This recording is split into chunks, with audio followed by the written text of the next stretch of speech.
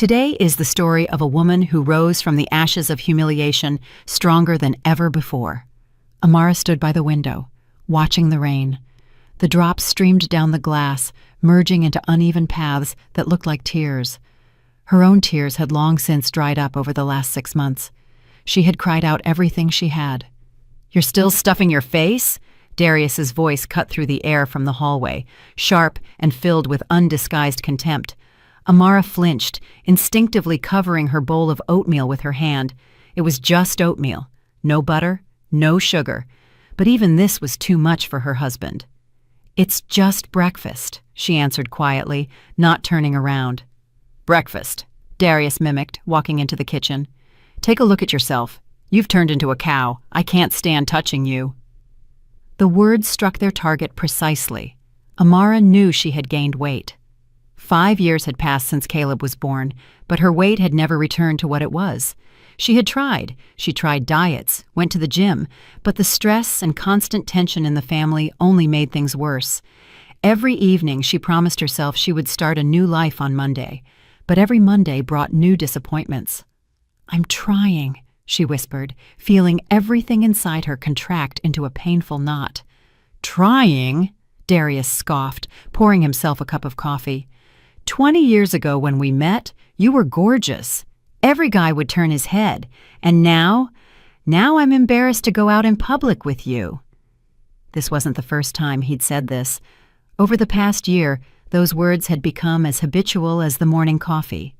Amara remained silent, staring into her bowl. Once she would have argued, defended herself, but now she had no strength left. Darius finished his coffee and glanced at his watch. "I have to go. I'll be late tonight." "Another meeting?" Amara asked, even though she already knew the answer. "Yeah," he threw out curtly and left. Without even saying goodbye, the door slammed shut and Amara was left alone in the empty apartment. Caleb had gone to overnight camp a week ago, and the house felt especially quiet. She slowly finished the oatmeal, though her appetite was gone. Then she stood up and looked at her reflection in the hall mirror, a round face, a double chin, and wide hips beneath a shapeless housecoat. When had she stopped recognizing herself? When had she stopped being that girl who used to light up dance floors and gather admiring glances? Darius's phone vibrated on the table. He had forgotten it. Amara automatically looked at the screen and saw a message from Tiffany. "Sweetheart, waiting for you at my place tonight. I miss you so much." Her heart plummeted. Her hands began to tremble. Amara opened the phone. She knew the password. Darius never thought it necessary to change it. The correspondence was long, frank, and full of the tenderness and passion that had been missing from her life with Darius for years. Tiffany, 26 years old, a secretary at his office, thin, vibrant, with long legs in the photos. Everything Amara no longer was. Amara sank onto a chair, still clutching the phone. Inside her there was no fury, no urge to scream. There was only emptiness, a cold, all-consuming void. She put the phone back and went into the bedroom. She took out an old photo album from the closet. Here was their wedding. She was in a white dress, slender and happy. Here was Caleb's birth. Here was their last vacation together, 3 years ago. When did everything change? When did she become invisible to her own husband? That evening, Darius returned late, close to midnight. Amara was awake, lying in the darkness, staring at the ceiling. She heard him undress quietly in the hallway, trying not to make noise, and then walk into the bathroom. The scent of a stranger's perfume wafted through the air. "You're awake?" he asked, surprised, as he entered the bedroom. "Can't sleep," Amara replied in a flat voice. Darius lay down on his side of the bed, turning toward the wall. There was nearly a yard of distance between them, but it felt like an abyss.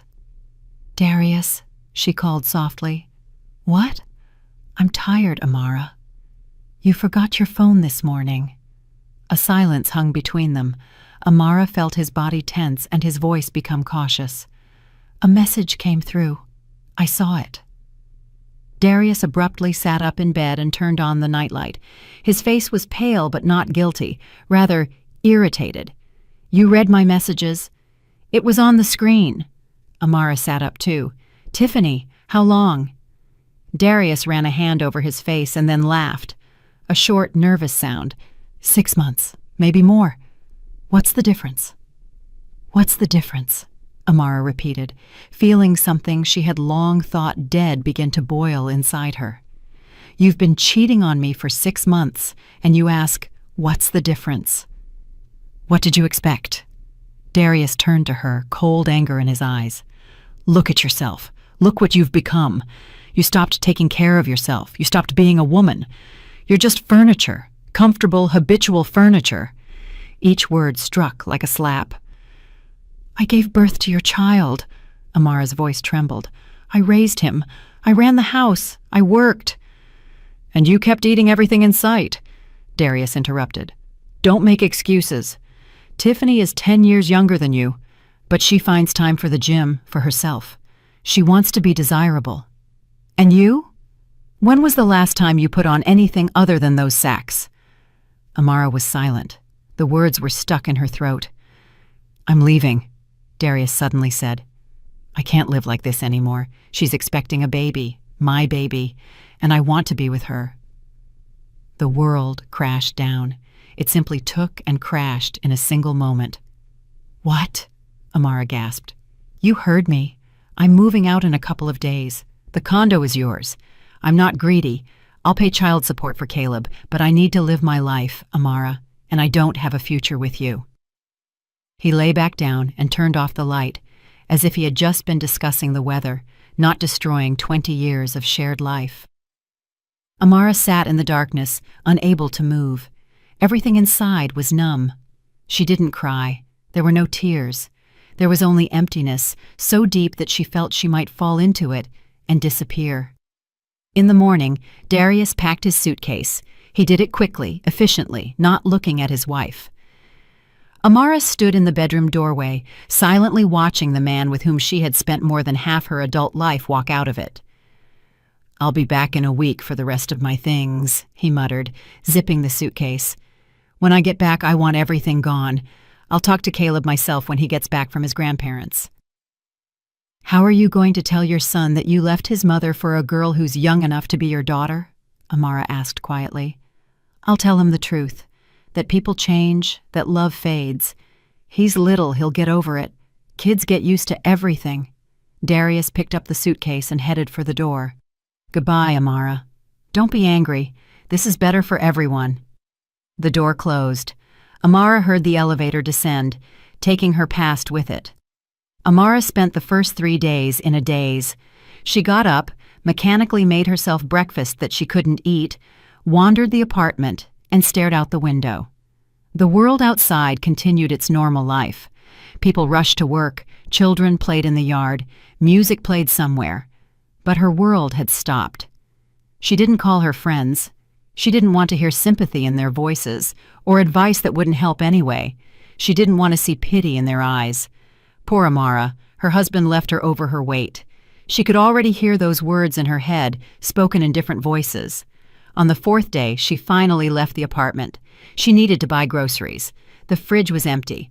Amara pulled on jeans, which struggled to button over her midriff, grabbed a spacious tunic and her purse, and went outside. The grocery store was 2 blocks away. On the way, she ran into her neighbor, Cheryl, with whom she sometimes chatted by the building entrance.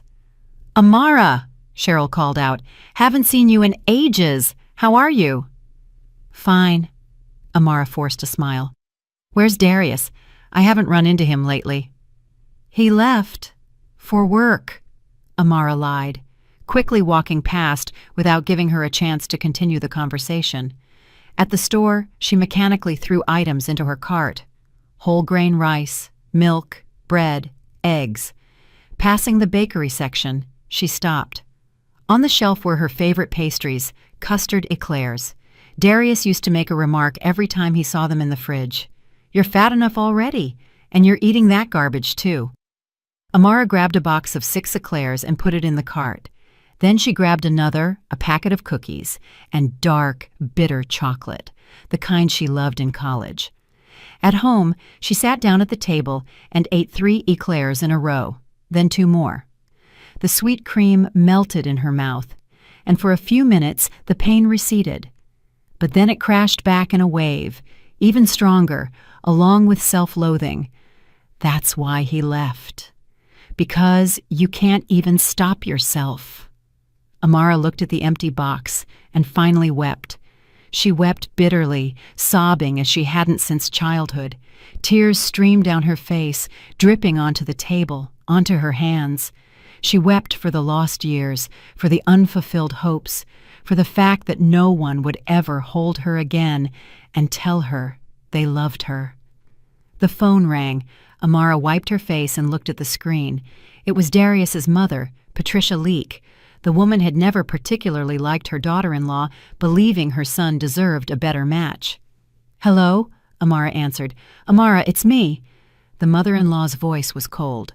"Darius told me everything. I want to take my grandson for the summer. He shouldn't see you in this state." "What state?" Amara asked quietly. "Darius said you've let yourself go completely, that you have depression. The boy doesn't need that. I will pick up Caleb directly from Denise's house when he finishes his visit there. You and Darius can sort yourselves out, but leave the boy out of it." "You don't have the right." "I have the right to care for my grandson," Patricia interrupted. "Darius is right. He needs to start a new life. And you? You have only yourself to blame, Amara. You should have taken care of yourself." The line went dead. Her mother-in-law had hung up. Amara put the phone on the table and stared blankly. So that was it. Everyone was against her. They even wanted to take Caleb away, as if she were a leper. She stood up and went to the hall mirror. She looked at herself with a long, careful gaze. A face swollen from tears, dull hair pulled into a careless ponytail, a stretched-out tunic that hinted at the folds on her stomach. You have only yourself to blame. Maybe they were right? Maybe she was really to blame for everything? Maybe if she hadn't gained weight, if she had stayed that thin girl, Darius wouldn't have left, wouldn't have fallen in love with that Tiffany with the long legs and flat stomach. Amara returned to the kitchen and took out her laptop. She opened social media and found Darius's page. He wasn't hiding their relationship. There she was, Tiffany, tall, slender, with bright red lips and a dazzling white smile. They were hugging against a backdrop of the ocean, drinking coffee at a cafe, laughing as they looked into each other's eyes. In the last photo, posted 2 days ago, Tiffany stood in a tight dress and a small belly was visible. The caption read, "Our happiness will be arriving soon.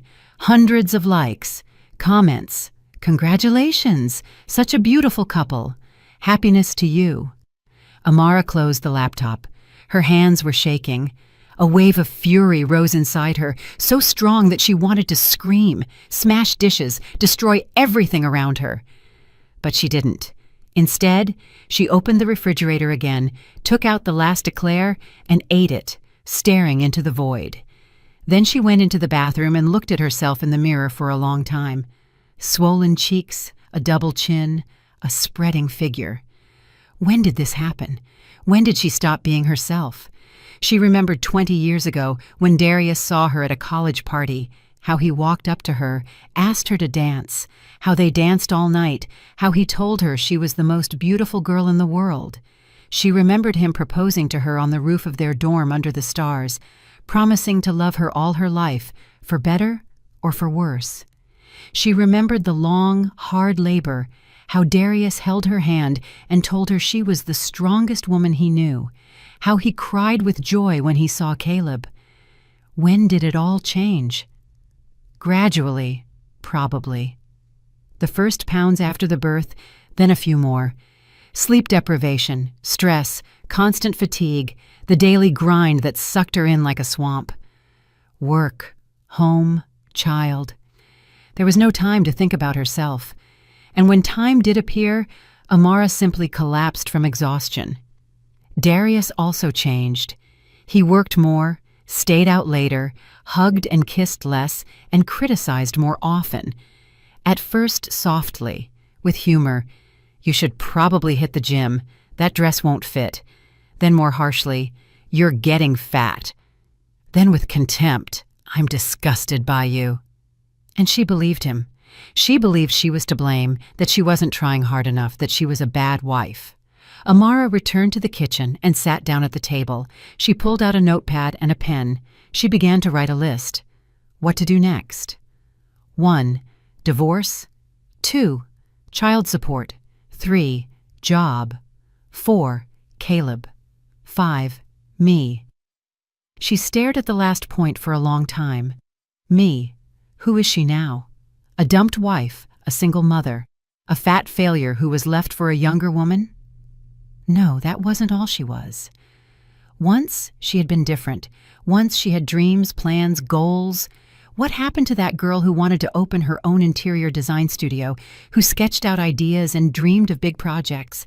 She drowned in domestic life, in motherhood, in trying to please a husband who left anyway. Amara suddenly stood up, walked into the bedroom, and opened Darius's closet. Suits, shirts, ties, everything neatly hung up, pressed. She had always taken care of his wardrobe, ironed his shirts, dry-cleaned his suits. She started throwing his things onto the floor, one after another. The suit he wore for their anniversary last year. The shirt she gave him for his birthday. The tie he wore to Caleb's preschool graduation. The clothes fell to the floor, forming a shapeless pile. Amara stopped, breathing heavily. What was she doing?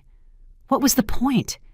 She sank to the floor next to the pile of clothes and began to cry again, quietly, without sobbing. The tears just flowed, and she made no effort to stop them. The next day, Amara woke up with a clear head. Something inside her had switched overnight.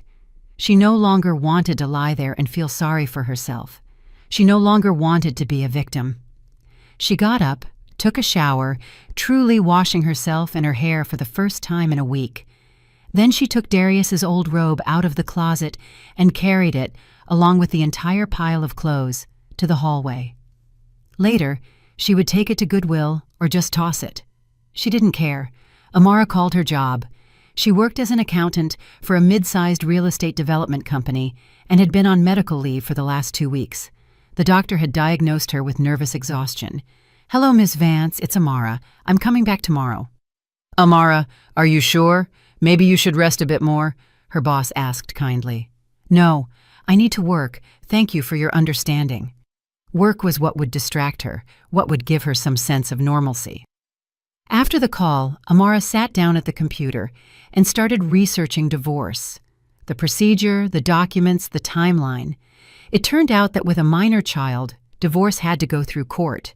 She needed to file a petition, gather documents, and establish a visitation schedule. She wrote down the number of an attorney who specialized in family law. She would call tomorrow to schedule a consultation. Then she checked their bank account. Her and Darius's account was joint, but there wasn't much money left in it, about $40,000. Darius had likely withdrawn most of it before leaving. Amara transferred the money to her own card. It was her money too. She had worked and contributed to the family. The apartment was in her name. It had been left to her by her parents, who died 10 years ago. At least some stability. Amara looked at Caleb's photo on the shelf. A blonde, smiling 5-year-old boy, her son, the one person who definitely loved her, and she would not let her mother-in-law take him. She wouldn't allow it. She dialed the number of her cousin Denise, where Caleb was visiting. "Denise, hey, how's my boy?" "Amara," her cousin said happily. "Oh, he's great. We went to the park, ate ice cream. He asks when his dad is coming. What should I tell him?" Amara swallowed the lump in her throat. "Tell him his dad is busy. I'll explain everything myself when I pick him up. Denise, I need to warn you about something. Patricia Leak might call and ask you to hand Caleb over to her. Please don't." "What happened?" Denise sounded alarmed. "Darius left me for someone else, and his mother now wants to take her grandson." A silence hung on the line. "Oh my God, Amara, why didn't you tell me sooner?" "I couldn't. Denise, just don't give Caleb to anyone but me.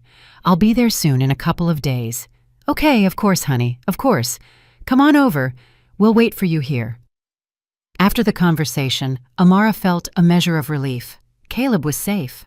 That was the main thing. She walked into the kitchen, opened the refrigerator, and looked at the remnants of the eclairs, the chocolate, the cookies.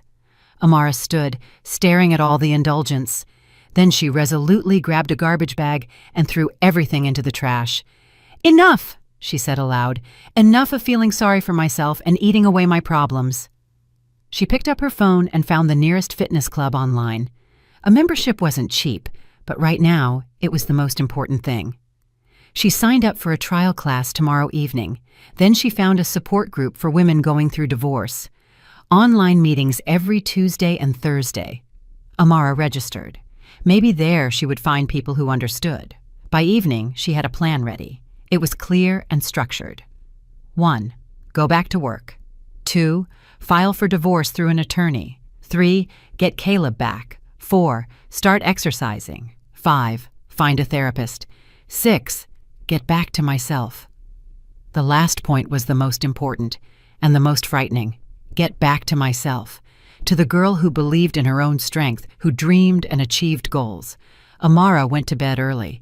For the first time in many days, her sleep was deep, without nightmares or waking up in the middle of the night. She woke up at 7 a.m., did a simple 15-minute workout she found online. Her muscles ached, her body felt uncooperative, but she finished. Then she had breakfast, oatmeal with an apple and green tea. At work, her colleagues greeted her cautiously, with sympathy in their eyes. Ms. Vance called her into her office. "Amara, how are you?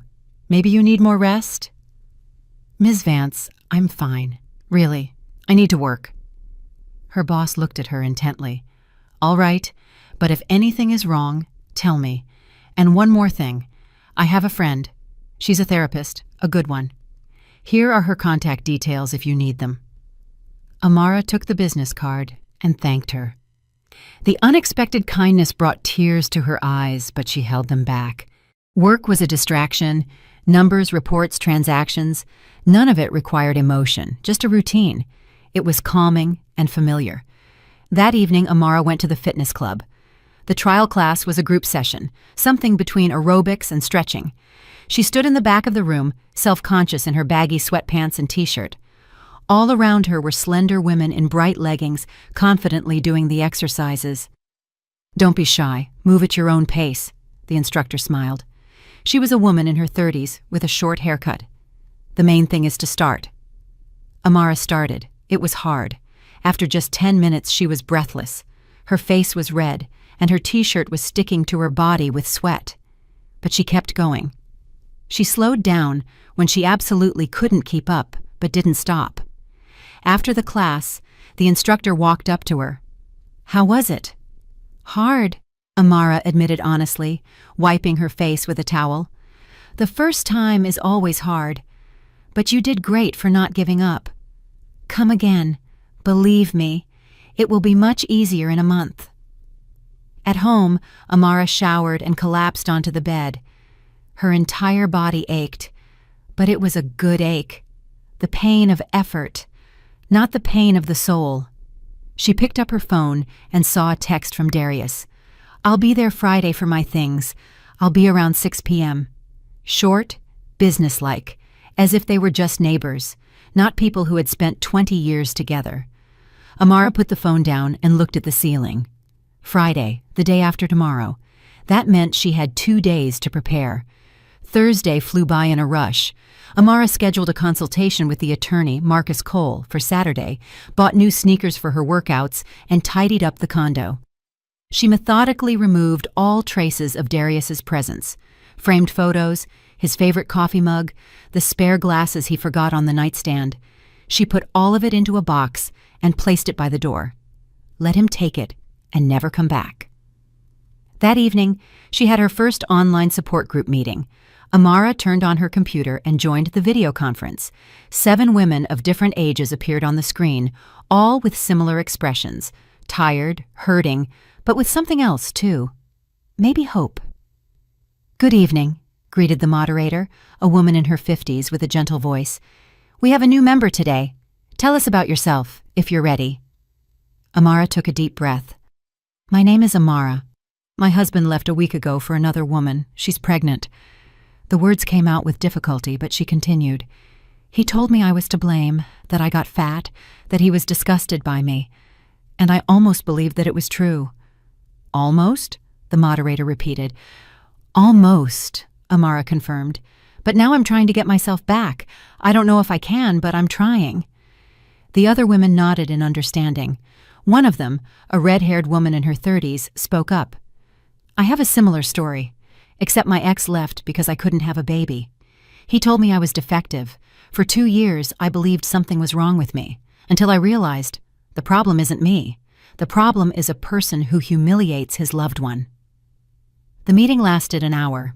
Amara mostly listened, taking in the stories of the other women, their pain, their struggles, their small victories. For the first time in a long time, she felt that she wasn't alone, that her pain was understood, that she wasn't crazy, and she wasn't to blame. When the meeting ended, Amara felt lighter. Not much, but lighter. Friday began with a new class at the fitness club.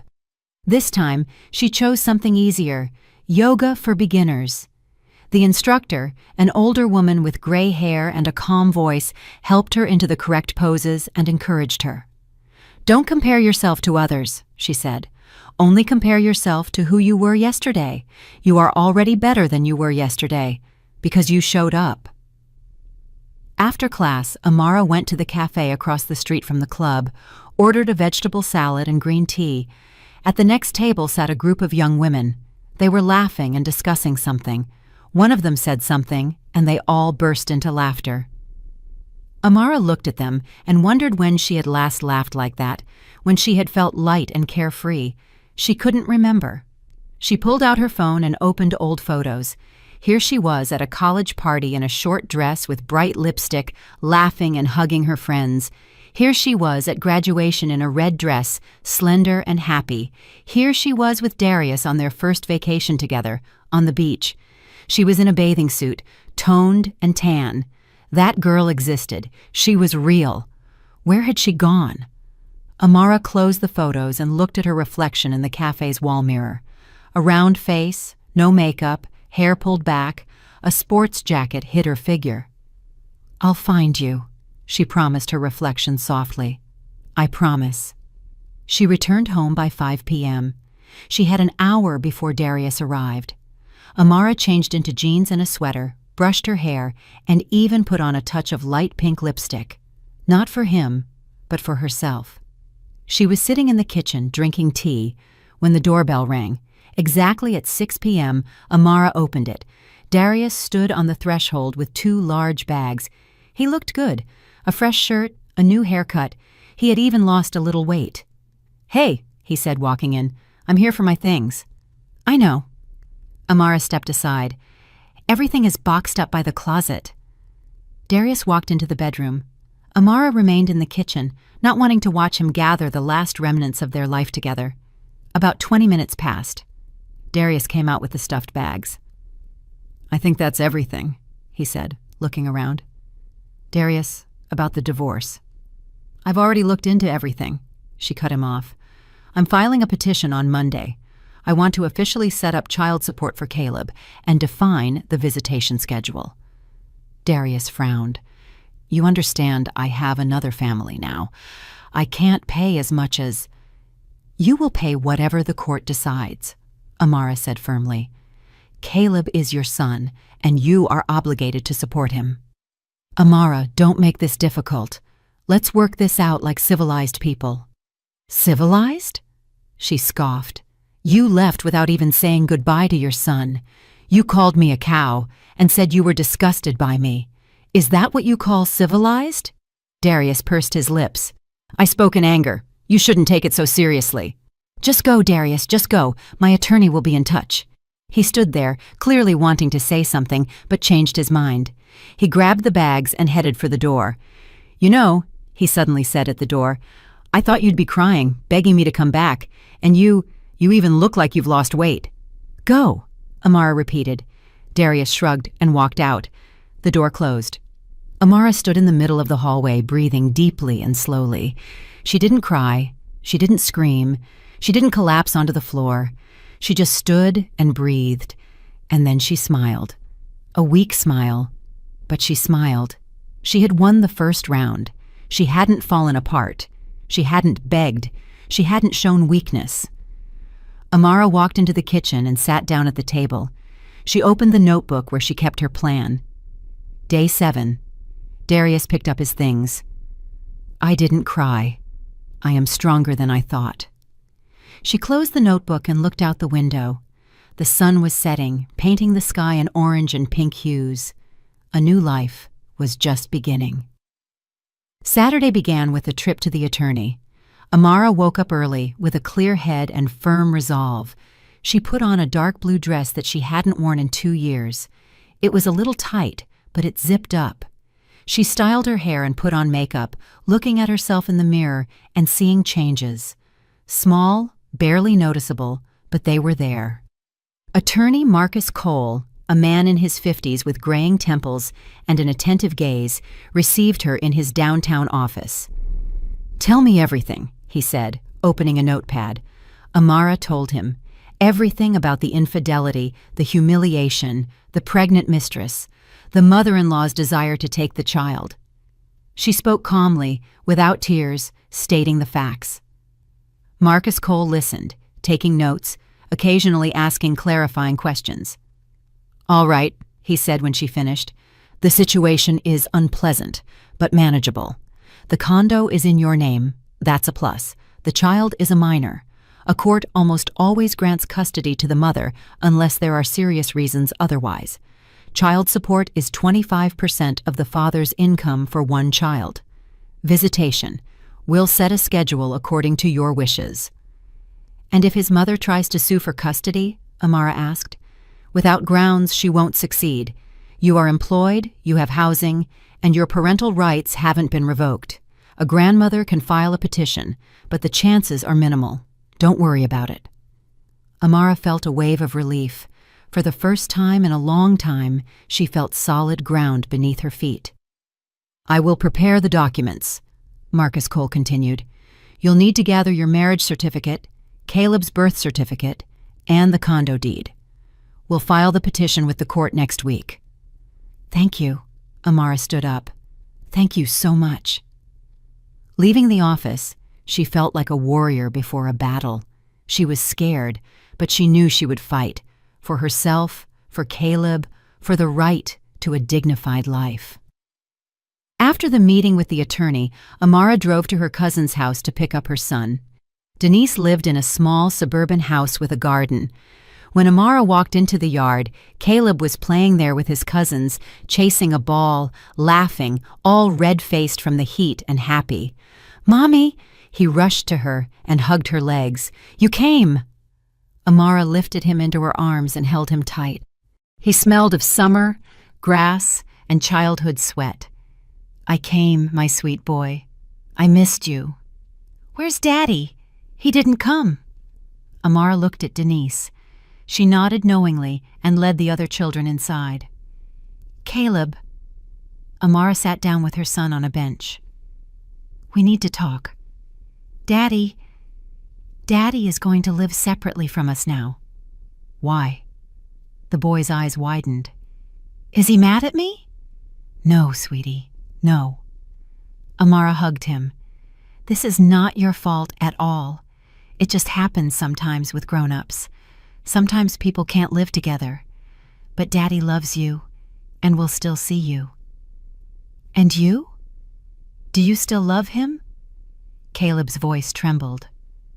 "I love you more than anything in the world." Amara kissed the top of his head. "And I'm not going anywhere. Never. I promise." Caleb cried softly, burying his face in her shoulder. Amara stroked his back, fighting back her own tears. It was unfair. The boy didn't deserve this. It wasn't his fault that his father turned out to be selfish. That evening, they returned home. Caleb was quiet and thoughtful. Amara made his favorite pancakes with jam. They watched a cartoon together, and she tucked him into bed. "Mom, are we going to be okay without Daddy?" he asked as she covered him with a blanket. "We are," Amara said firmly. "I promise you, everything will be okay for us." When Caleb fell asleep, Amara went out onto the balcony. The night was warm, the air smelling of linden trees. Music played somewhere below. People were laughing. She pulled out her phone and texted Denise, "Thank you for everything. You supported me so much." The reply came almost immediately. "Always here. Sis, you're doing great. I'm proud of you." Amara smiled. Yes, she was doing great. She hadn't given up, hadn't fallen apart, and was continuing to live, fight, and move forward. On Sunday, she and Caleb went to the park, rode the rides, ate ice cream, and fed the ducks in the pond. The boy gradually thawed, laughing again, although a flash of anxiety sometimes crossed his eyes. "Mom, is Grandma Patricia going to visit us?" he asked when they were sitting on a bench. "I don't know, sweetie. Do you want her to?" Caleb shrugged. "She always says I eat wrong and play too loud." Amara sighed. Patricia had never known how to simply love her grandson. She was always criticizing, lecturing, and comparing him to other children. "If she comes, we'll see her. If not, it's okay. You have Aunt Denise and you have friends. We're not alone." Caleb nodded and ran back to the swings. Amara watched him and thought about the future. What could she give her son? Stability, love, support? That was enough. It had to be enough. That evening, after Caleb was asleep, Ms. Vance called Amara. "Amara, sorry to bother you on the weekend. I just wanted to tell you that I need someone for a new project, office design for a major client. You used to do that, right?" "Yes," Amara replied cautiously. "But that was a long time ago. 10 years before Caleb was born." "It doesn't matter. You have the degree, you have the taste. I saw your old portfolio when I hired you. The pay is good. It would be separate from your accounting salary. Think about it." "Okay." Amara hung up and pondered. Interior design. Her old dream. The reason she went to college. The thing she was passionate about once. She went to the storage closet and pulled out a box of her old work. Sketches, blueprints, photos of completed projects. An apartment for a young couple. An office for a startup. A child's room. All of it was a part of her. The part she had abandoned for her family. For domestic life. For a husband who left anyway. Amara ran her hand over one of the sketches. Maybe this is a sign. Maybe it's time to go back to what I loved. She took her phone and texted Ms. Vance. "I agree. Let's try it." Monday started with a new rhythm. Amara took Caleb to his kindergarten. The boy went reluctantly, still worried about his father's absence, but she tried to be cheerful and lively, not showing her own worries. At work, Ms. Vance invited her to the conference room, where the client was already waiting. A man in his 40s in a sharp suit with an attentive gaze. "Amara, meet Mr. Everett. He's opening a new company office and is looking for a designer." "Very nice to meet you, Mr. Everett." Amara extended her hand. "Ms. Vance has told me great things about you." Mr. Everett shook her hand. She felt nervous. It had been so many years since her last project. "Show me your portfolio," Mr. Everett requested. Amara took out her tablet with photos of her old work. He looked through them carefully, sometimes nodding, sometimes commenting. "Good," he finally said. "I like your style, understated, but with character. The office needs to be 2,100 square feet. Reception area, 3 private offices, a conference room, and a lounge for employees. We'll discuss the budget separately. When can you start?" "I'll need a few days to look at the space, take measurements, and prepare the first sketches." Amara tried to sound confident. "Excellent. Here is the address. You can go anytime. I'll leave the keys with security. I'll expect your ideas in a week." When Mr. Everett left, Amara sat at the table, unable to believe what was happening. A project, a real project, something she had dreamed about for years. "Can you handle it?" Ms. Vance asked. "I can handle it," Amara replied firmly. "I absolutely can." That evening, after tucking Caleb in, she pulled out her old design textbooks and opened the drafting software on her computer. Her hands trembled with excitement. This was a chance to get herself back, to prove that she wasn't just a discarded wife, but a professional, a person with talent. On Tuesday, Amara went to see the space. Empty white walls, large windows, high ceilings. She walked through the rooms, taking measurements, taking photos, and ideas were already forming in her head. Light tones, natural materials, lots of air and light. Functionality with a twist. She spent 2 hours there, sketching in her notebook. When she left, she felt alive, truly alive, for the first time in many years. At her evening workout at the fitness club, the instructor noticed a change. "Amara, you're doing great.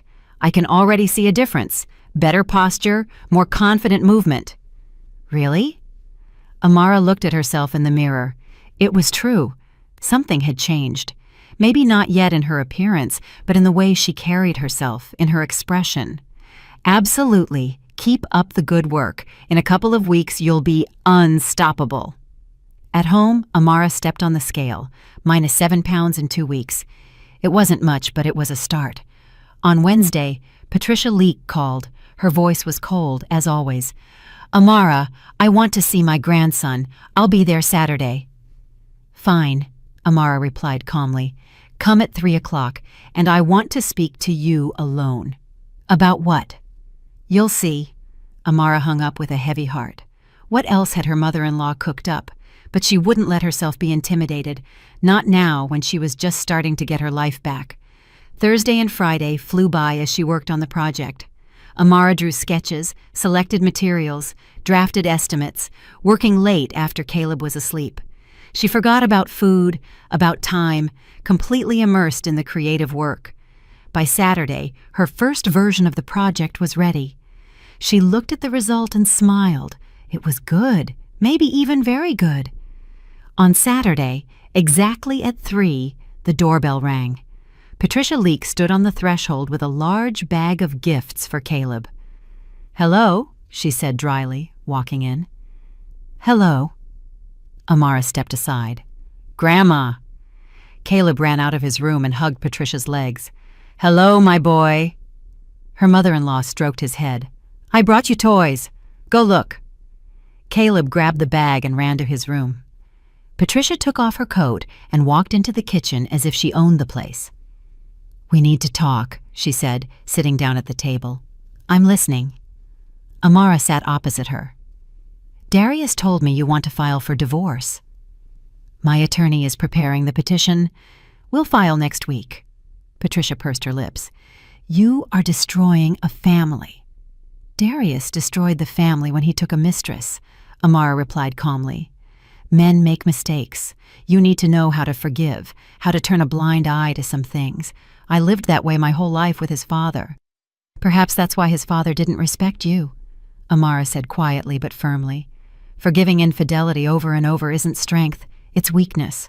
I don't want to live that way." "And how are you going to live?" A hint of anger entered Patricia's voice. "Alone with a child? You can't even take care of yourself. Look at yourself." "I am looking." Amara stood up and walked to the mirror in the hall. "And you know what I see? I see a woman who stopped hiding, who is fighting, who is coming back to life. Yes, I'm not skinny, but I'm working on myself, and I'm doing it for myself, not for your son." "Darius says you're demanding child support. Caleb has a right to be supported by his father. I'm not demanding it, it's the law." Patricia stood up, grabbed her handbag. "You'll regret this. Darius will hire a good lawyer. He'll sue you for custody of the boy." "Try it." Amara opened the door. "I have an attorney too, and the law is on my side." Her mother-in-law left without even saying goodbye to her grandson. Amara closed the door and leaned against it, breathing heavily. Her hands were shaking, but not from fear. From adrenaline, from the realization that she hadn't given up, hadn't allowed herself to be bullied. Caleb peeked out of his room. "Mom, did Grandma leave?" "She left, sweetie." "Is she coming back?" "I don't know, maybe." "Can she not come back? She's always mean." Amara hugged her son. Maybe she just doesn't know how to show love in any other way. But to herself, she thought, maybe it really was better if Patricia Leek never appeared in their lives again. On Monday, Amara met with Mr. Everett to show him the first sketches for the project. She worried all the way to his office, checking the files on her tablet for the 100th time, adjusting her hair before the entrance. Mr. Everett carefully examined each sketch, zooming in on the image, looking at the details. Amara sat opposite him, clasping her hands on her lap, and waited. "Excellent," he finally said, setting the tablet down. "It's exactly what I wanted. Modern, but not cold. Functional, but with soul. When can you do the full rendering?" "By the end of the week," Amara answered, feeling everything inside her rejoice. She had done it. He liked it. "Perfect. And let's discuss the contract. Ms. Vance sent me your rates. I agree, plus a bonus if you finish on time." Leaving the office, Amara could barely suppress a smile. This was a victory, small but real. She felt like a professional again, a needed person, not just an unfortunate, abandoned wife. On the way home, Marcus Cole called her.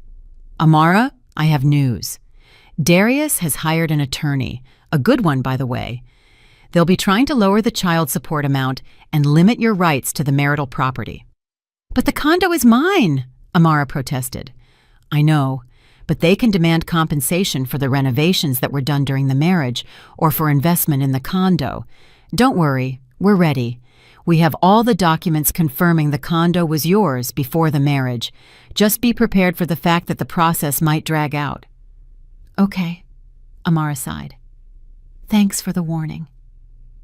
That evening, when she was tucking Caleb into bed, the boy suddenly asked, "Mom, does Daddy love me?" Amara sat on the edge of the bed and stroked her son's hair.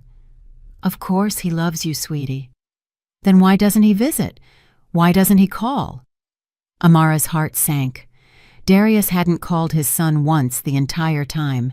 He hadn't asked how he was or offered to meet. "Daddy is very busy right now, but he will definitely call." "And if he doesn't call, then you have me, and I'll love you for both of us. Agreed?" Caleb nodded and hugged her. "You're the best mom in the world." Amara left the room with tears in her eyes. How could Darius? How could he just forget about his own child? She dialed his number. Long rings, then he hung up. She texted, "Caleb is waiting for your call. Can you at least talk to your son?" The reply came half an hour later. "Can't right now. Later." Amara threw the phone onto the sofa. Later? When was later? When the child completely stopped waiting. The next day at work, Ms. Vance called her in. "Amara, sit down. I want to talk to you." Amara tensed up. The tone was serious. "Mr. Everett is very happy with your work. He said he wants to keep working with you. He has several properties, and this is what I was thinking. Maybe you should transition to a staff designer position. The salary would be higher, plus a percentage of the projects." Amara blinked, unable to believe what she was hearing. "But I'm an accountant." "You were an accountant," Ms. Vance smiled. "And now you can become who you dreamed of being. I can see how passionate you are about this work. This is your calling. Think about it." "Okay."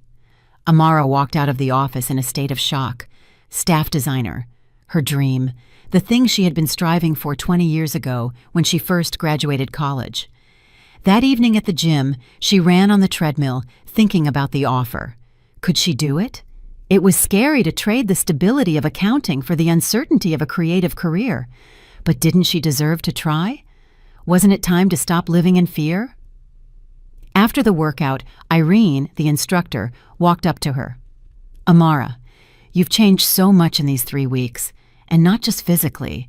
You're more confident, stronger." "Thank you." Amara wiped the sweat from her forehead. "I feel it myself." "We have a support group at the club for women going through tough times. We meet once a week, share experiences, and support each other. Do you want to join?" Amara considered it. Another support group, but why not? Maybe there she would find new friends, people who understood her. "Yes, I do. Thank you." On Wednesday evening, the first meeting at the club took place. 5 women of different ages sat in a small room, drinking tea and sharing their stories. One was going through a divorce, like Amara. Another had lost her job and was battling depression. The third was recovering from an illness. Each had her own pain, but all were united by one desire: to keep living, not to give up.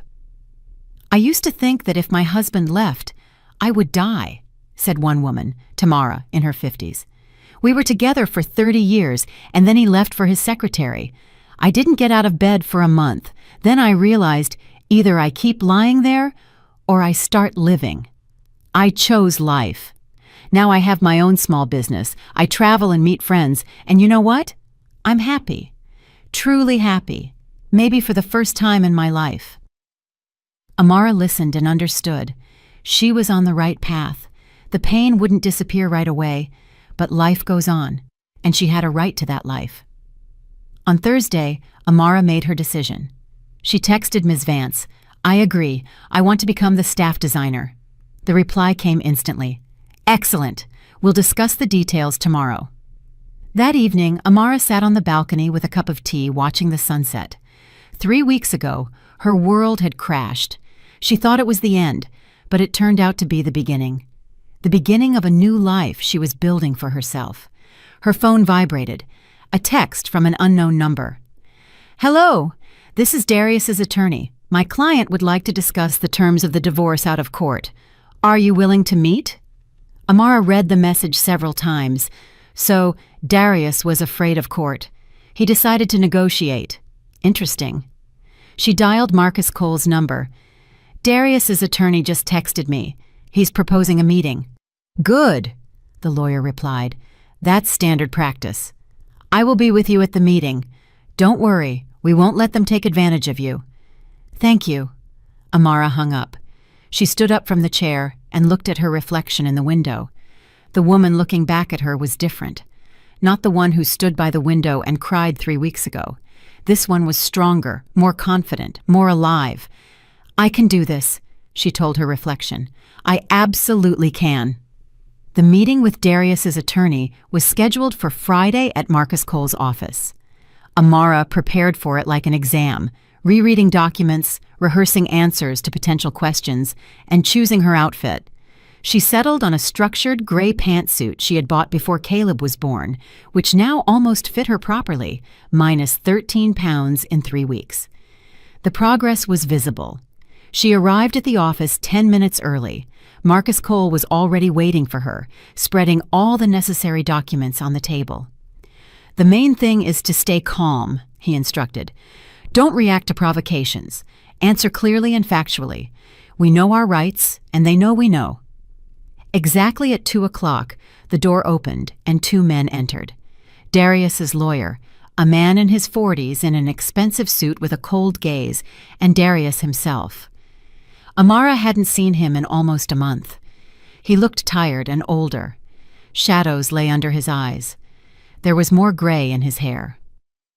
"Hello," the attorney said dryly, sitting across from them. "I represent Darius Leak. We would like to resolve the divorce issues out of court in a civilized manner." "We're listening to your proposals." Marcus Cole nodded. The attorney pulled out a folder of documents. "My client agrees to the divorce. He is prepared to pay child support in the amount of $1,000 monthly, which is significantly lower than the legal 25%, but given that he will soon have another child." 25% of income, Marcus Cole interrupted. "That's the law. Having another child does not negate the obligation to the first." "But be reasonable." The attorney leaned forward. "My client is ready to compromise. Additionally, he would like to discuss the division of property." "What property?" Amara couldn't hold back. "The condo is mine. I received it from my parents before the marriage." "But the renovations were done during the marriage." The attorney looked at the documents. "With joint funds. My client is entitled to compensation. We estimate it at $300,000. "That's absurd!" Marcus Cole pulled out his own papers. "The renovations were done 10 years ago. The depreciation is at least 50%. Moreover, your client lived in that condo for all those years rent-free, which already serves as compensation." The lawyers began to bicker, juggling numbers and legal articles. Amara sat and watched Darius. He avoided her gaze, constantly looking out the window or at his phone. "Darius," she called quietly. He flinched and looked up. "Did you think about Caleb even once? You haven't called him in almost a month. He's waiting. He asks about you every night." Darius shrugged. "I'm busy. I'll call soon." "Soon? When is soon? When your second child is born and you completely forget the first one." "Amara, stop." Marcus Cole tried to restrain her, but she couldn't stop. Everything that had been building up inside spilled out. "You chickened out, Darius. You were afraid of responsibility and you ran away. It was easier for you to start over with a young girl than to solve the problems in our family. You're selfish. You always have been." Darius stood up, his face red. "You drove me to it. Your attitude, your whining, your helplessness. I couldn't live like that anymore." "Then why didn't you leave sooner?" Amara also stood up. "Why did you wait until you found a replacement? Why did you humiliate me instead of honestly saying that the love was gone?" "Because I felt sorry for you," Darius yelled. "I thought you wouldn't make it on your own. I thought you would fall apart without me." "Well, I'm making it." Amara stepped toward him. "I didn't fall apart. Maybe you were just afraid that I would make it too well? That I would realize how easy it is to breathe without your constant criticism?" Silence fell. The lawyers exchanged glances. "I think we should take a break," Darius's attorney said. "I think we should proceed in court," Marcus Cole said firmly. "Gentlemen, we will see you in the courtroom." Darius grabbed his blazer and left without even saying goodbye. His lawyer gathered the documents and followed him. When the door closed, Amara sank into the chair, her hands shaking. "I'm sorry," she whispered. "I lost my temper." "It's all right." Marcus Cole poured her a glass of water. "Sometimes it's useful to say everything to his face. Now we know their position exactly. They will try to pressure you, to scare you, but they have a weak case. Don't worry. We will win this." Leaving the office, Amara felt a strange sense of relief. She had told Darius everything she thought. She hadn't stayed silent, hadn't endured it, hadn't swallowed the insult. She had spoken out, and it felt right. On the way home, Denise called her. "Amara, how was the meeting?" "Fine. He tried to negotiate, but we didn't give in." "That's my girl. Listen, are you free on Sunday? I want to introduce you to someone." "Who?" Amara tensed up. "My coworker, Jamal. He's a good guy, divorced, 2 kids, smart, decent. I think you'd have a lot to talk about." "Denise, it's too soon," Amara sighed. "I haven't even officially divorced yet." "I'm not talking about dating, just meeting. Maybe you'll become friends. You need to expand your social circle. You can't just stay home alone." Amara thought about it. Maybe it was time. Not for romance, of course, but for normal human interaction. "All right," she agreed. "I'll come." That evening, after Caleb was asleep, Amara sat at her computer, working on the rendering for Mr. Everett's project. The work engrossed her so much that she lost track of time, choosing colors, arranging furniture, and experimenting with lighting. At one point, she stopped and looked at the screen. It was beautiful, truly beautiful, maybe even better than her work from 10 years ago. She stood up, walked to the mirror, and looked at herself critically. Her face had slimmed down. Her cheekbones were more defined. Her eyes were no longer dull. They had a sparkle in them. Yes, she was still far from the slender girl she once was, but she was on her way, and most importantly, she felt alive again. Her phone vibrated. A text from Tamara, from the support group. "Girls, let's meet up on Saturday. Let's go to a cafe and have a heart-to-heart." Amara smiled and replied, "I'd love to." She went to sleep with the feeling that life was getting better. Slowly, gradually, but getting better. Saturday was sunny and warm. Amara met the women from the support group at a small, cozy cafe downtown. 6 of them gathered. Tamara, Irene from the fitness club, 2 women from the online group, and a newcomer who was just starting her path after divorce. They sat at a large table by the window, drank coffee, and shared updates. The atmosphere was warm, almost familial. Here, there was no need to pretend that everything was fine. Here, you could be yourself. I went to the theater yesterday for the first time in 6 months, one of the women, Natalie, was saying, alone. I used to think it was embarrassing to go anywhere without a partner. And you know what? I loved it. I watched the play without being distracted by anyone. I was completely immersed. It was wonderful. I signed up for English classes, another shared. I always wanted to learn, but my husband said it was a waste of time and money. Now no one tells me what to do. Amara listened and realized that each of them was reclaiming the right to her own life. Small steps, but they were moving forward. And I have news, Amara said. I'm changing jobs from accountant to designer. I'm going back to what I dreamed of 20 years ago. Wow, to courage, to new beginnings. Tamara raised her cup. They clinked cups, and Amara felt something inside her warm up. She had friends now, true friends who understood her without words. After the cafe, they walked around the shops. Irene dragged Amara into a sports store. You need proper workout clothes, she said, not those baggy sweatpants. You need to see your body, see how it's changing. That's what motivates you. Amara resisted, but Irene was adamant. In the end, they chose several sets, bright, beautiful leggings and tops. When Amara tried one on and looked at herself in the mirror, her first reaction was embarrassment. The leggings clung to her hips. The top highlighted her stomach. I don't like it, she said. Now look again. Irene stood beside her. Don't look at what you don't like. Look at what has already changed. See? Your legs are more toned. Your arms too. Your posture is better. You're not the same person you were a month ago. Amara looked closer. It was true. The changes were small, but they were there. I'll take it, she said decisively.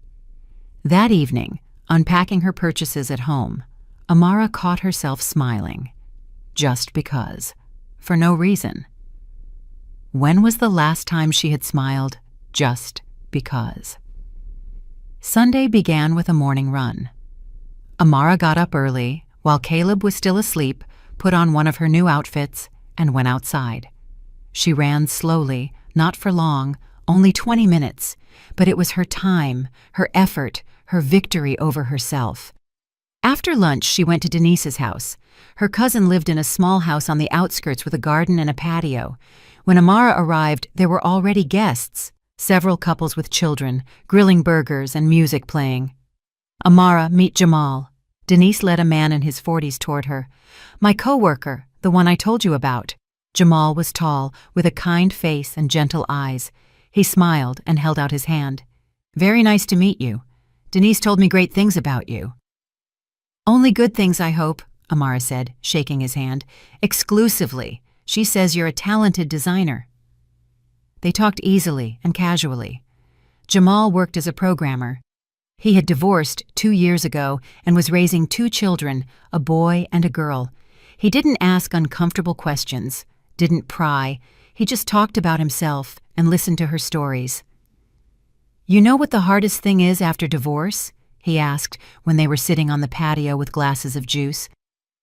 Believing that you can be happy again, that life isn't over. For the first year, I was like a zombie. Work, kids, home, and that's it. Then I realized I couldn't live like that. I had to live for real. And how did you start? Amara asked. Small steps. I joined a swim club, started reading books I'd put off for years, met up with old friends. Then gradually, new hobbies and new people came along, and now it's 2 years later, and I'm happy in my own way, but happy. Amara listened and thought, maybe this is the recipe. Small steps. Do something for yourself every day. Don't wait for a big breakthrough. Just keep moving forward. When they were leaving that evening, Jamal said, It was really nice meeting you. Maybe we could meet up again sometime, just to talk. I feel like we're alike. We're both learning to live again. Yes, Amara agreed. Let's do that. They exchanged numbers. Amara didn't have any romantic feelings for Jamal, but there was now a person who understood her without words, and that was important. At home, a surprise awaited her. A note from Caleb lay on the table, drawn in colored pencils. "Mommy, you are the best. I love you."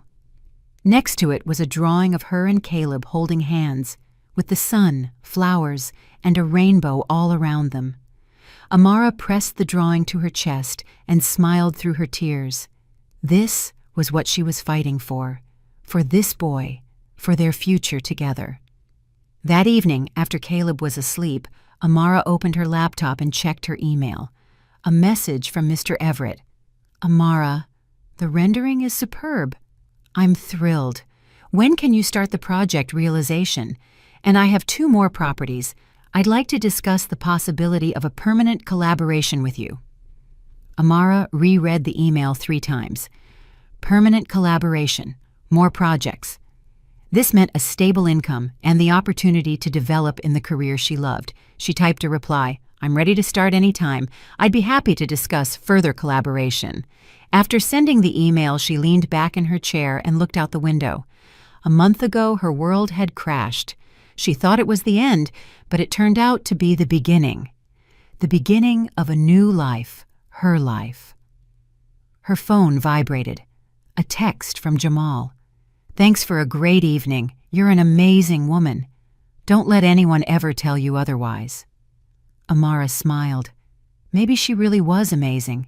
Maybe she always had been, and just forgot. 2 more weeks passed. Amara officially transitioned to the staff designer position, and her life changed drastically. Now she came to work not at 8 a.m. to sit over boring reports, but at 10 to meet clients, discuss projects, and execute ideas. The project for Mr. Everett was successfully launched, and he truly offered her 2 more properties, a cafe and a private home. Amara worked late, but it was a different kind of exhaustion, not draining, but invigorating. She had lost 33 pounds. The old jeans that hadn't zipped up for 6 months now fit loosely. Her face had thinned out. Her cheekbones were defined. In the mirror, she saw the woman she had almost forgotten, confident, lively, radiant. Jamal had become her friend. They texted almost every day, shared news, and sometimes met up for walks with the children. There was nothing romantic between them, but there was support, understanding, and friendship. One evening as they sat in the park, watching the children play on the playground, Jamal said, "You know, I look at you and I'm amazed. You've changed so much in a month and a half, and not just your looks. You're glowing from the inside out." "Really?" Amara smiled. "Truly. When we first met, you seemed broken, cornered. And now you're like a phoenix rising from the ashes." "Maybe that's what it is," Amara said thoughtfully. "Maybe I needed to burn down to the ground to start over." That evening, returning home, she took out the diary she had started after Darius left. She reread the first entries, full of pain, despair, and self-hatred. Then she read the last ones, about new projects, workouts, meetings with friends, and plans for the future, day 45. Today, for the first time in years, I looked at myself in the mirror and didn't turn away. I'm not where I want to be yet, but I'm no longer where I was, and that's the main thing. The next day, Marcus Cole called and reported that the court hearing was scheduled for 2 weeks from now. "Be ready," he warned.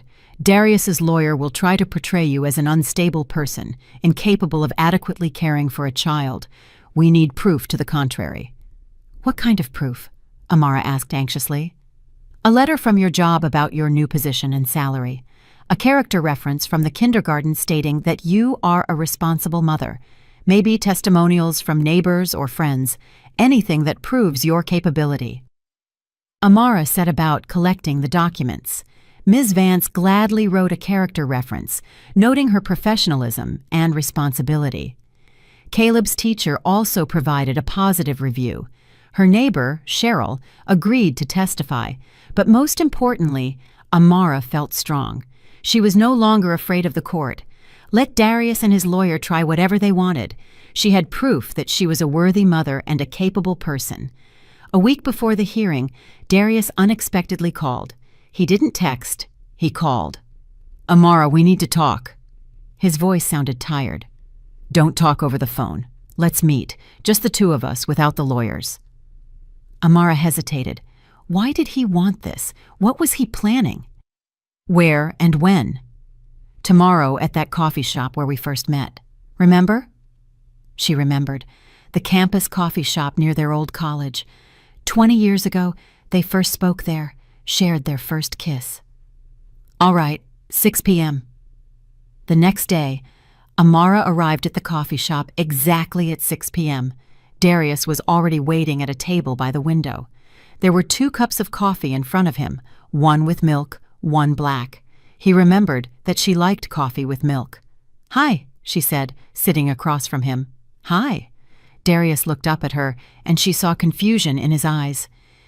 You lost weight. You look good." "Thanks." An awkward silence hung between them. "Amara, I want to apologize," he finally managed, "for what I said to you, for how I treated you. It was wrong." Amara listened silently. "I was selfish. I only thought about myself, my desires, my ambitions. I forgot that I had a family, that I was responsible for you and Caleb." "Why are you telling me this now?" Amara asked. Darius ran a hand over his face. "Because I realized I made a mistake. Tiffany, she's not who I thought she was. When the pregnancy started, the tantrums, the demands started. She wants an expensive apartment, a car, a nanny for the baby. She constantly compares me to her friends' husbands. She says I don't earn enough." Amara chuckled. "And what do you want to hear from me? That I forgive you? That I'm ready to take you back?" I don't know," Darius admitted honestly. "I just realized that with you, things were good, stable, reliable. You never demanded more." "Because I didn't know I deserved more," Amara said quietly. "Because you convinced me that I was nothing special, that I was lucky you were with me at all. But you know what, Darius? I figured it out. You were the lucky one that I was with you all those years." Darius looked up, surprised. "For 20 years, I lived for you," Amara continued, feeling confidence surge inside her. "I adjusted to you, sacrificed my dreams, and ignored your flaws. And you ran away at the first sign of trouble. You found a young girl who seemed perfect to you. But you know what your problem is? You're looking for an ideal, and ideals don't exist. Tiffany isn't perfect, and the next woman won't be either." "Amara, no. Let me finish. I'm grateful to you for leaving. Truly. Because if you hadn't left, I would have stayed that scared, unhappy woman who thought she was unworthy of love. And now I realize I am worthy. I'm talented, strong, and beautiful. And I will find someone who appreciates that." Darius sat silently, speechless. Amara stood up, picked up her purse. "I don't want to ruin your life, Darius. I don't want revenge. I want justice. Child support for Caleb is your obligation, not a favor. You will remain his father, and I will never turn my son against you. But you and I are over, and we will never be together again." She walked out of the coffee shop without looking back. She walked down the street and for the first time in many months felt absolutely free. She had said everything she wanted to say. She was freed from the burden of the past. A week later, the court hearing took place. Amara came in her formal pantsuit with neat hair and light makeup. Marcus Cole sat beside her. All the necessary documents were laid out before them. Darius sat on the opposite side of the room with his attorney. He looked defeated and avoided looking her way. Darius's attorney tried to portray Amara as unstable, citing her medical leave for nervous exhaustion. But Marcus Cole easily countered, presenting letters about her new job, character references, and witness testimonials. "My client not only overcame a difficult life situation," he said, "but she emerged from it stronger and more accomplished. She changed to a more promising career, exercises, and is actively involved in her child's life. Meanwhile, the defendant has not called his son once in the month and a half since leaving the family, nor has he shown interest in his life." The judge carefully reviewed the documents, asked questions, and then announced a recess to reach a decision. Amara went out into the hallway and sat on a bench. Her hands were shaking, not from fear, but from tension, from the awareness that her future was being decided right now. Jamal texted, "How's it going? Everything will be fine. I believe in you.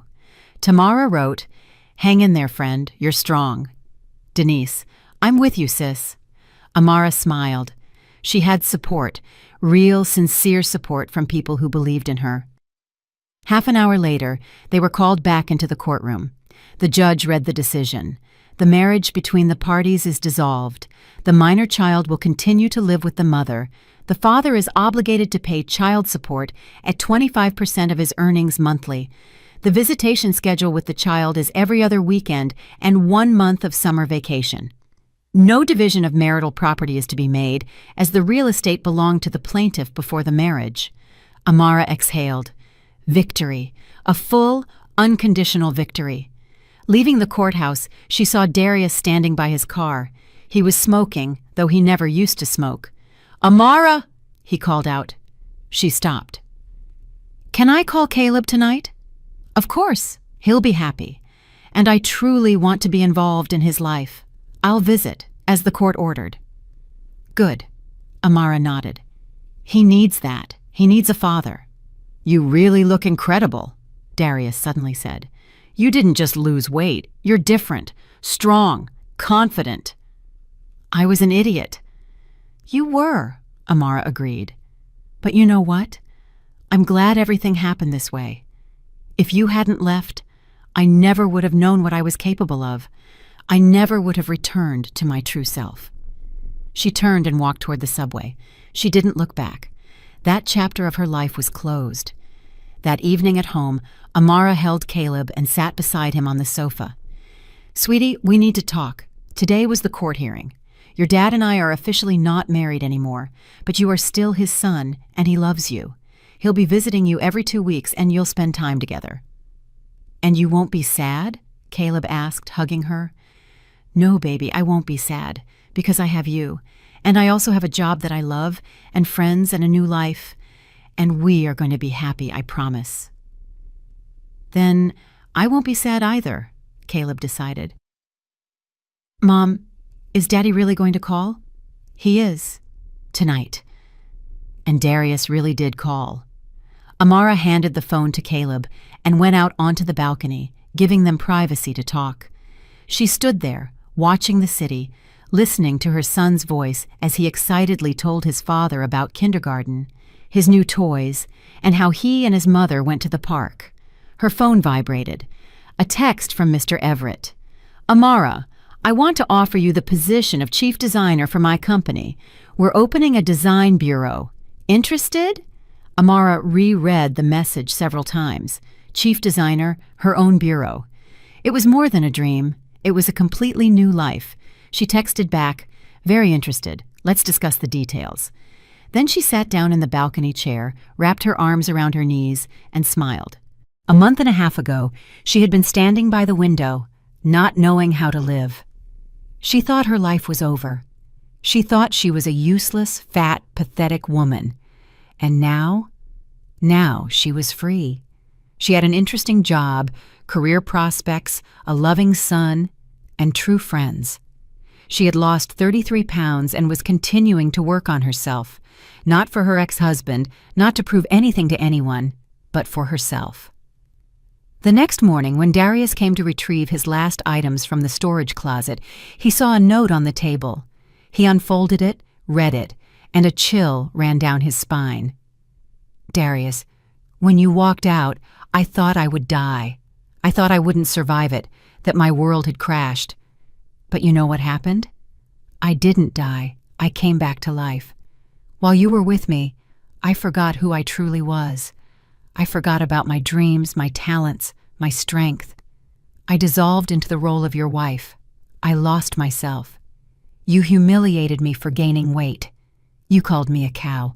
You left for a younger mistress. And you know what I am grateful to you for? For forcing me to wake up. I didn't lose weight for you. I didn't find my dream job to spite you. I didn't become happy because I wanted to prove anything to you. I did all of it for me because I realized I deserve it. You were looking for someone young and beautiful. You found her. I hope you're happy. And me? I found myself, and that is worth more than any relationship. Thank you for leaving. It was the best gift you could have given me. P.S. I'm opening my own design bureau, what I dreamed of 20 years ago. Better late than never. Goodbye, Darius. Amara. Darius stood with the note in his hands, and everything inside him constricted. He had lost this woman, lost her forever, and suddenly, with horrifying clarity, he understood. He hadn't lost a pathetic, beaten-down housewife. He had lost a strong, talented, amazing woman who simply needed a chance to spread her wings, and now it was too late. She had flown away and would never return. You know, looking back, I realized that losing everything wasn't the end. It was the beginning of finding myself. Sometimes life has to break you open so you can finally see what's inside. Pain changes you, yes, but it also shapes you. I used to think I needed someone else to make me feel whole, but now I know I was always enough. And if you're going through something similar, please remember, you are stronger than you think, and it's never too late to start again. If you agree with me and enjoyed my story, show it by giving this video a like. Let's see how many of us there are. I'm curious, where are you listening from, and what time is it there? Write it in the comments. If you'd like to support my journey, you can send me a small donation. Thank you for listening and sharing your precious time with me. For more life stories like this, check out the other videos on my channel and subscribe. On the screen, you'll see 2 new life stories I'm sure you'll love. Click one and keep listening. Love to you all. Betty.